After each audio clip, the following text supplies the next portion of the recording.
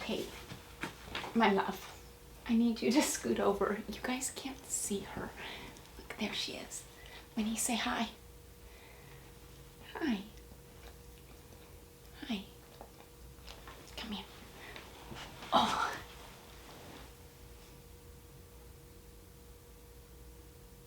She's so beautiful. Hi, sweet girl. You're such a good girl. Oh, do you want to, you're going to show everybody just how beautiful you sit up, huh? I tell you, there is something very human about her eyes. Like, they are such soulful, deep eyes, and I tell you, she will keep eye contact with me for the longest time. 9 times out of 10, I'm the one that breaks the eye contact, but when she is looking into my eyes, I tell you, it feels like she is looking into the depths of my soul, or that she sees and feels whatever I'm thinking or feeling. And I just feel like sometimes when she does that, she's just looking at me saying, Mom, I'm here, I'm gonna take care of you. And she does.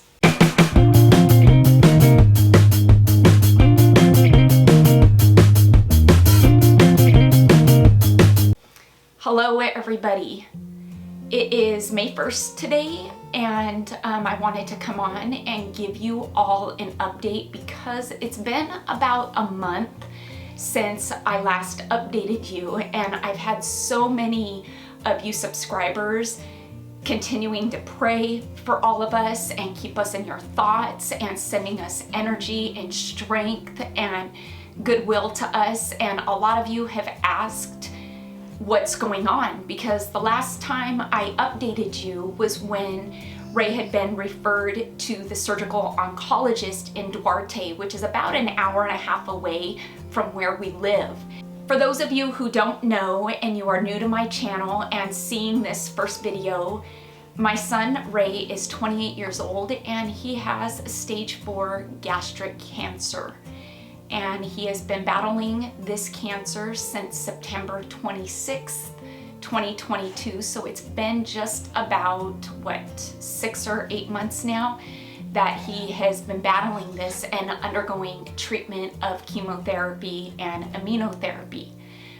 After, I want to say 12 infusions, he had responded so well to the treatment that his initial oncologist, Dr. Merla, had then referred him to a surgical oncologist with the hopes that we could surgically remove the one tumor that didn't respond too well to the treatment in his stomach.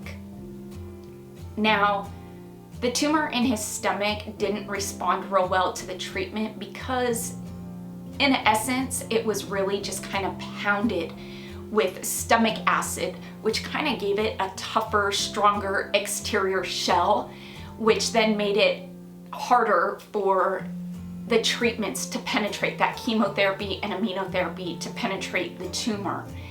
And so because that one tumor seemed to be what was left, we were then told that Ray could have his stomach removed, taking out that tumor and removing his liver as well, because that is where the cancer metastasized to, was his liver. Doctor had hoped that she would have the capability of removing Ray's liver, whatever the percentage was that was safe to remove. But that depended on where the lesions were placed on his liver. That would then tell her if she could remove what she needed to remove of the liver. If she couldn't remove the portion of the liver that had all of the lesions on it and there was a lesion left, then the surgery was going to be off the table. And so once we had our initial consultation with her and she kind of laid it all out on the table for us, we were back into the fact-finding phase of Ray's cancer. And that fact-finding phase brought us right back to the very beginning, when Ray was first diagnosed with cancer, and he's undergoing all of these scans and blood work and whatnot. And I feel like that's a pretty hard phase to be in. And even though we knew that he had responded well to the treatment. And Dr. Wu, his surgical oncologist, really wanted to be thorough before she did this surgery because she didn't want to do an unnecessary surgery on Ray. So she was back to, okay, we are redoing every scan, every test that Ray has ever had done, and then some, because I want to make sure that there is no cancer hiding anywhere that maybe the scans up here in the town that we live in didn't pick up on. And because Duarte's City of Hope is really just focused on cancer, a lot of their techs and radiologists that read the scans and the films really know what they're looking for, and this is their expertise. This is what they specialize in. And so something that may have gotten away from somebody out here or gotten by somebody out here was most definitely not going to get by the people at Duarte. And so this past month was really filled with undergoing all of these tests again and being back in that fact-finding phase. And I will tell you, when you are in that phase of fact-finding, whether it is the second time or the first time, it is a phase that is filled with what feels like you're constantly holding your breath, or biting your tongue, because you're afraid of what the results are going to be or what you're going to hear. You can be as positive as you want to be, but when a doctor tells you that things could have gotten by the techs or the radiologist in our town, then you're back to, okay, what if that was the case? And it's just a scary feeling, because we went down there feeling like, wow, we are in a great spot right now. Now we can see if surgery is an option, when in the beginning, surgery was not an option at all for Ray. We were told to prolong Ray's life and that surgery would never be an option for Ray. And the fact that Ray had such an unbelievable response to his treatment, and it was a very aggressive treatment that Ray underwent for 13 infusions, which was a total of 6.5 months of treatment with no break. So we go down there with the positive hopes that, this looks like it's gonna happen. And it was kind of a roller coaster this last month.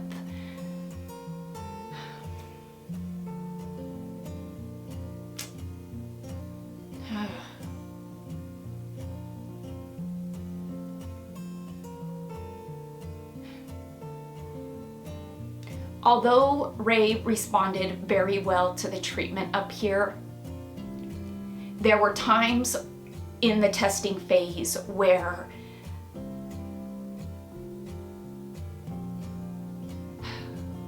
I don't even know how to word this. The MRI came back good. Then the CT scan that she ordered, she called Ray and said that it looked like there was something in his pelvis. And that was scary. And she said because it looked like there was something in his pelvis, that surgery was off the table. And we were just kind of, we were really just knocked down, because without this surgery, I don't,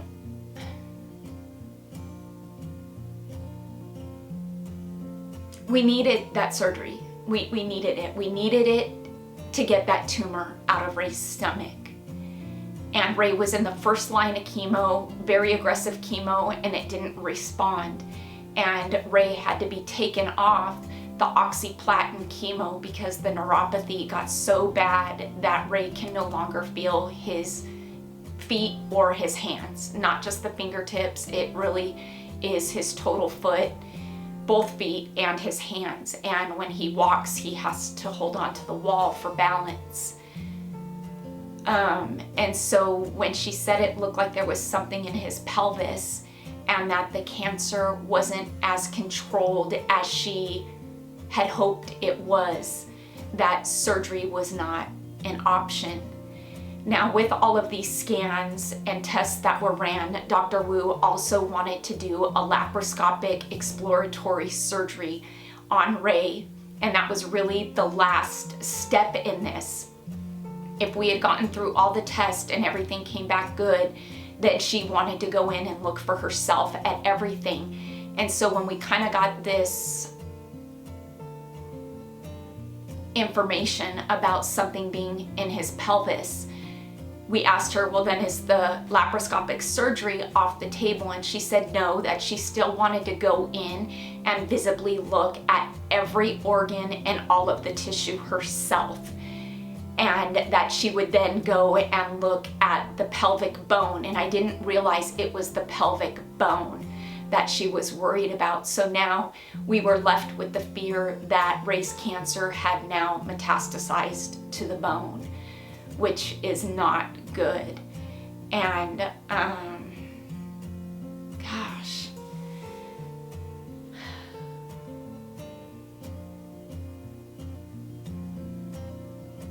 that really put us in a place. I have the words, but I don't know that I can even say them or verbalize them. It put us in a very dark place, and it was a place where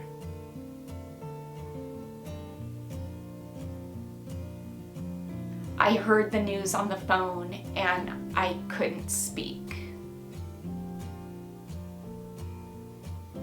I don't know how long I stayed on the phone in silence, but what I know is my brain just kept saying, like, no, this can't be. And what I remember, I was sitting in my backyard painting, finishing up some painting that I had done on my concrete around my pool. And I remember dropping the paintbrush.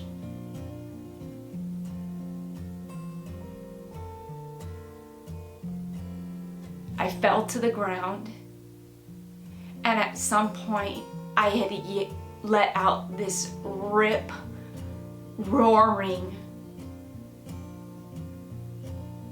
yell of saying, no, you can't have my son. No. And Ray was on the phone.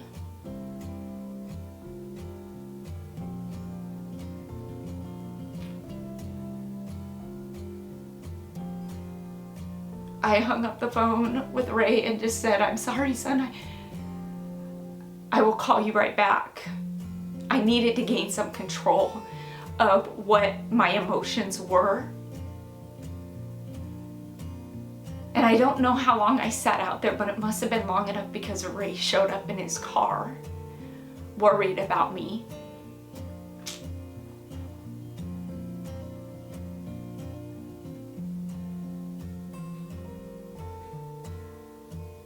And for 5 days, Ray, Kayla, Allie, and I, we just stayed in this house, trying to absorb and process what we had just heard, that Dr. Wu said surgery was off the table because there was something in his pelvis.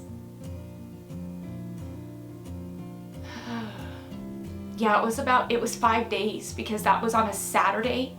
And then the following Wednesday was his exploratory surgery that she still wanted to do, because she wanted to go in and look at the pelvis and all the organs and the tissue herself. So we stayed in this house, and I want to say we shut out the world, because it was what we mentally needed to do. And we all just needed to be. And so Wednesday came, and we drove down to Duarte. Some deputies met us down there in support of Ray. Ray's lieutenant went with us, and I'm not ashamed to say that I asked his Lieutenant Eric to go in with him because I didn't have it in me. I couldn't, and I didn't want to go in there and have Ray worried about how I was going to react or how I was going to take whatever news Dr. Wu came back with after the exploratory surgery. Only one person was allowed to even enter the building with him because of COVID and cancer, and so I had asked Eric if he would do it, his lieutenant, and he said he would be honored. I didn't want to put it on Kayla to have to be strong because I didn't want her to have to come out and tell me any news, good or bad. And so I had conveyed that to Eric, his lieutenant, and he said he would be honored. And I figured that with Ray's lieutenant being there, that it would give Ray the strength and the courage to get through that. I didn't want Ray to have to be strong for me.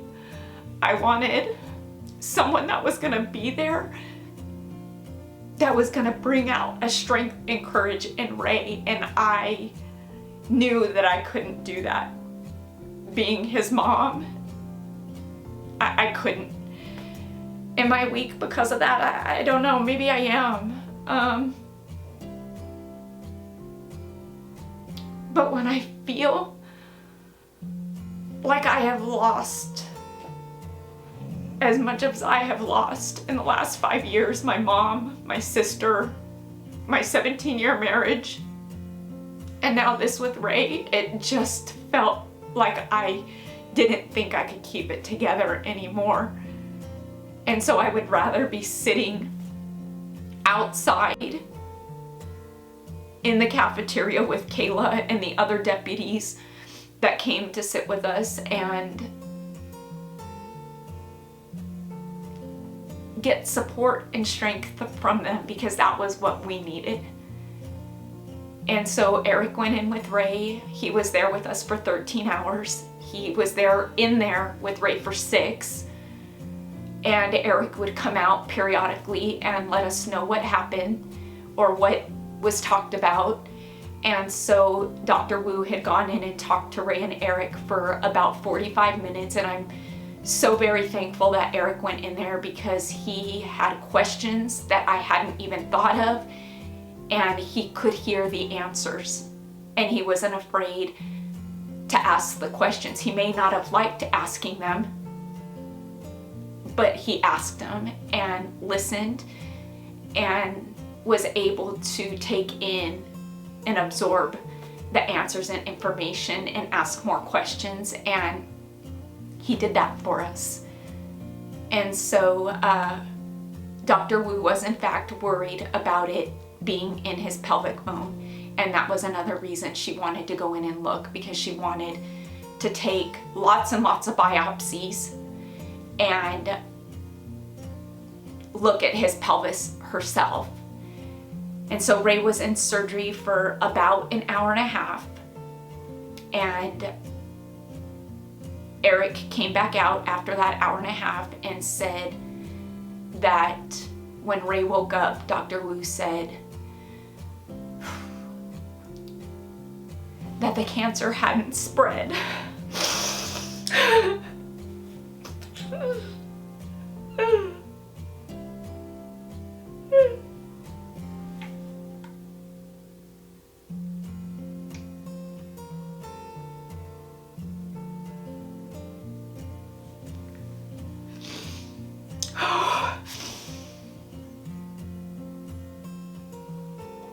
When I tell you, after having the last 4 or 5 days that we had just had,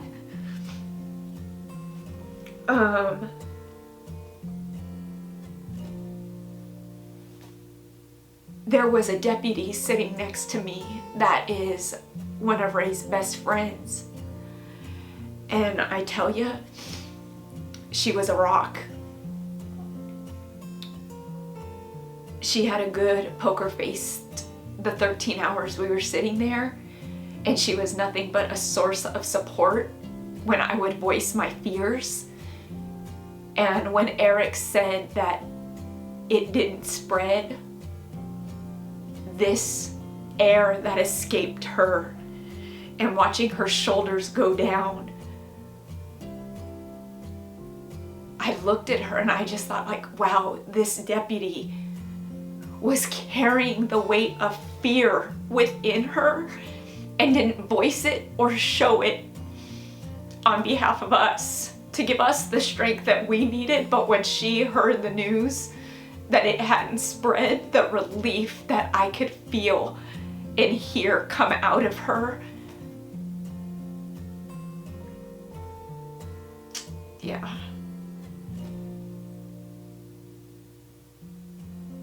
We asked about the pelvis, and Dr. Wu didn't see anything.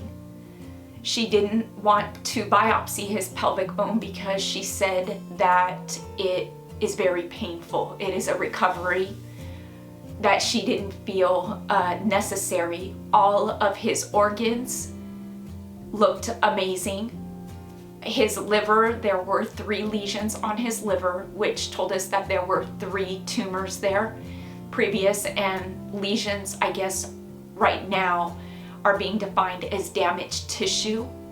She said it did look like there was still 1 very small tumor on Ray's liver, but for the most part, he had one that was the size of a golf ball, and it was gone. The surrounding tissue looked great. The lesions were in a place that 90% or 75% of Ray's liver could safely be taken. She referenced Ray's abdomen as a watermelon. And she said when you cut that watermelon in half, then you've got the red and you've got the black seeds, and those black seeds are the cancer. And she said there were no black seeds in the red, but then you've got the rind of the watermelon. And she wanted to test the rind, which was all the outside tissue, the surrounding tissue of Ray's abdomen, the organs. And so she took, I'm saying there was very, very many biopsies that she took. And she also did a saline flush, which was something I had never heard before, where she flushed out his whole abdomen with saline, then kept the saline and sent that off to be biopsied to see if any cancer cells were floating in his abdomen. And so right now she is saying that surgery isn't completely off the table for Ray. But she wants the cancer to be more controlled. And I wasn't understanding what that meant. And Eric had asked her about that. And control to me meant that it was running rampant in Ray's body. And it's not. Control meant that she could safely take Ray off of chemotherapy for a 2-month period and not fear or worry that the cancer was going to come back in that 2-month period. And so she wants Ray's cancer to be in a more stable position. And so as of right now, Ray isn't having this surgery to have his stomach removed, but that she did get together with the tumor board, and we are not at the clinical trial phase, but she says we are still in this fight, and that there is a new cocktail, I guess, of medications, a couple different ones that she would like to try on Ray. And so it will be another aggressive treatment where Ray is now being treated once a week with no break. He will have infusions once a week for 3 weeks and then 1 week off, and then another 3-week infusion and 1 week off. And That is a bit more aggressive than what he was undergoing before. It was an infusion every 10 days. I don't think he's gonna have the pump at home anymore. And so, yeah, like I said, it's May 1st. Ray goes in to see Dr. Merla here in town, who is still going to oversee his infusions, even though Dr. Wu has overtaken Ray's care. And Dr. Merla is going to talk about what medications Ray will now be doing. And I'm assuming that will either start tomorrow or next Tuesday.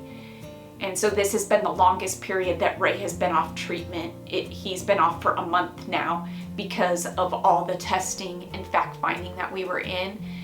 But I guess selfishly, I'm gonna ask that you all continue to keep us in your thoughts and your prayers, your well wishes, sending us strength, the doctors, the knowledge, and the wisdom to treat Ray successfully, and that this medication works so Ray can at a later date have this surgery.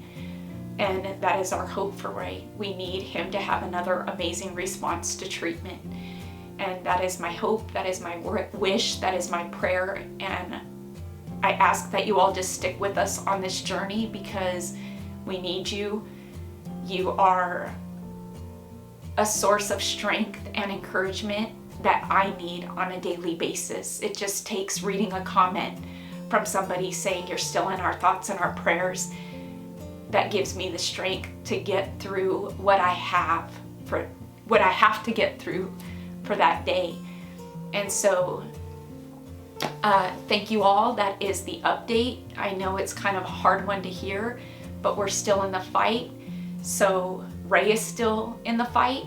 Is he scared? Yes, he is. Are we all scared? Yes, we are. But I am going to hold out hope and stay positive for my son. I thank you all for listening to today's update, and I will keep you posted on how Ray's treatments are going at a later date when there's more to tell. And so thank you again. Stay happy, stay safe, stay healthy, but most of all, try to stay positive because I am. Bye for now, everybody.